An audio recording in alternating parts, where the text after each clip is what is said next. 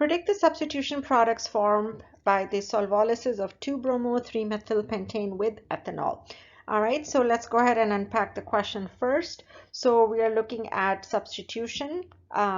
First of all, no elimination or anything, just substitution here. And then the products. So products here tells me that I may have 1 or 2 or 3 products. We don't know until we draw the mechanism out.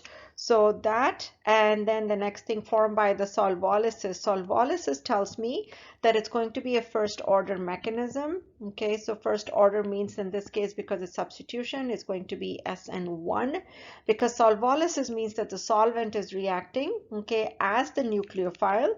So solvent here is equal to nucleophile. All right, and then of course the 2-bromo-3-methylpentane is going to be my substrate, okay, that I have with ethanol. Ethanol then is going to be my nucleophile, okay, which means that the solvent is the nucleophile. So both of them are the same things. Okay, so let's go ahead and write the mechanism of this one. So 2-bromo-3-methylpentane. So let's draw the structure out. And so we have 2-bromo-3-methylpentane. Okay, so in case of SN1 mechanism, it's a first order mechanism. In first order mechanism, the first thing you have to do is get rid of the leaving group, okay, because you got to form the carbocation. So minus, Br minus.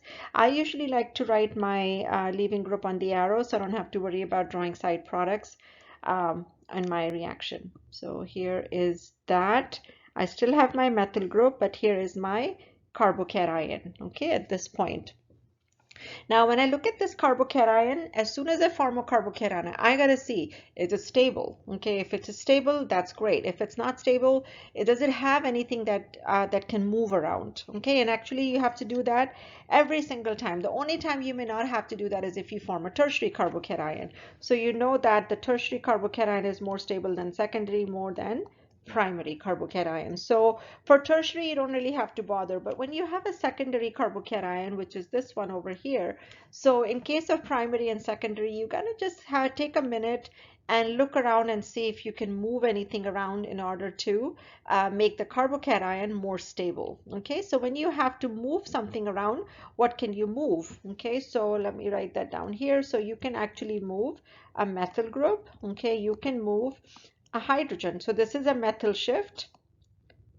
This will be a hydride shift, and the other shift you can do is for a phenyl group. Okay, so here we don't have a phenyl group, so we don't have to worry about that. So now here I have carbon. I can't move this here to this one because in this case, you know, it's a primary carbocation, which is going to be even less stable. So that's not going to work.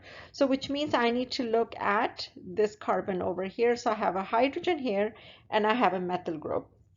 Now remember, we say that the carbocation is shifting, but it's really not shifting. Okay, what is really shifting is the hydrogen or the methyl group. Okay, so either of those two are going to shift. So now if you look closely at this one, if you shift the hydrogen, okay, so if you shift the hydrogen, that means that this carbon over here is now going to have less number of electrons. So the carbocation then is going to form on this carbon, okay, right here.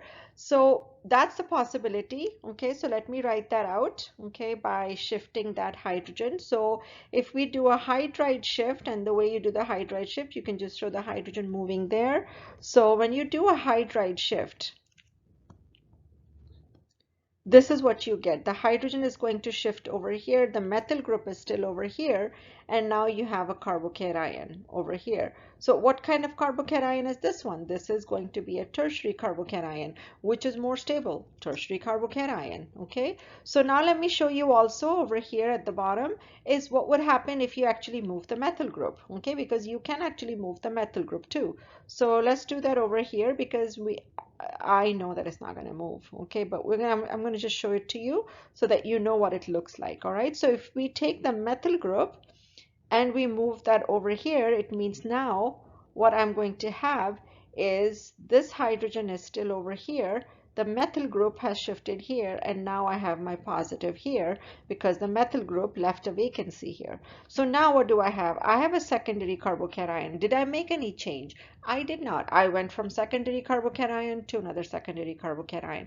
So this is not going to work, okay, for us. So which means that if you do a shift, it has to go for a more stable carbocation. If you're not forming a more stable carbocation, what is the point of the shift? Okay, and so now you have this intermediate to work with. Okay, this, the first one that you form, is not going to exist anymore because once you've done the shift, now you need to work with the shifted, okay, carbocation. So that's the one we are working with, okay, where you have already done the hydride shift. Okay, so here let me write that over here on the top so that you know this is what we did. And when you write your mechanisms, you should write that too, okay, so you remember what you've done. All right, so now once I have a carbocation, now I have to do substitution, okay, on this one. So when I have to do a substitution, well, that's the carbocation I have now. So ethanol, C2H5OH. So here we are, and now I will have this, and I'm going to write a little bit here because I don't have space at the bottom. And so then I have oxygen that did the attacking. The oxygen is still connected to hydrogen. It's also connected to the C2H5OH. I always say don't get rid of anything until you are absolutely ready, okay, to do that. So all right, so now we have this. So we write all the H's and the C2H5OH. And again, remember what we formed over here is the oxonium ion. So the oxonium ion is the oxygen with the 3 bonds on it. And then finally, we will have another molecule of C2H5OH. This is now going to be a base and not really a nucleophile.